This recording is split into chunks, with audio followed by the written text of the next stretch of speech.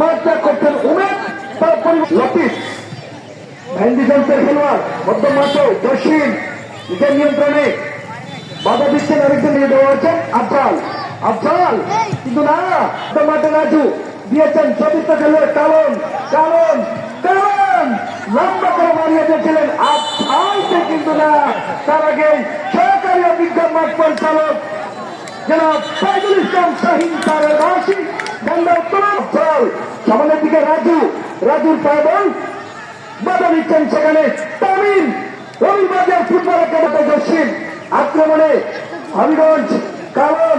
কালন কালনের পায় বল দিয়েছেন সেখানে নাহিদ, কিন্তু না হলো না, চেষ্টা পর্যন্ত লতিফ গোলরক্ষক সারেক সারেক দেশিদারি খেলে ক্লিয়ার করলেন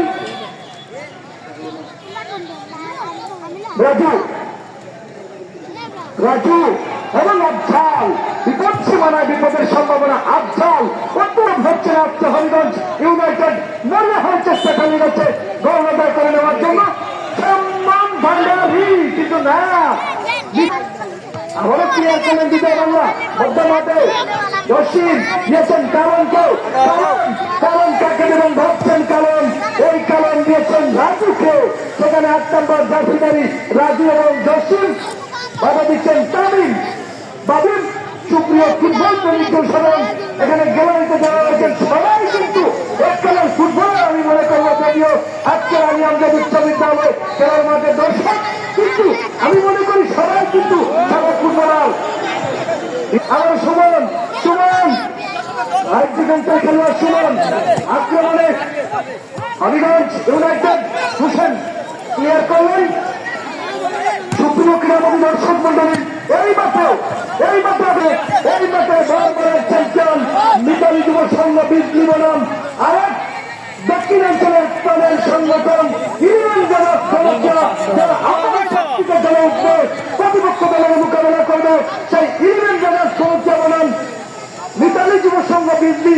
অনেক ধরনের খেলোয়াড় রয়েছে মিতালি যুব সংঘ, তারা কিন্তু হবিগঞ্জ থেকে দুটি প্লেয়ার নিয়ে আসতেছে। আমি যতটুকু জেনেছি আপন শক্তিতে জ্বলে উঠবে ইউনিয়ন জেলা সমস্যা।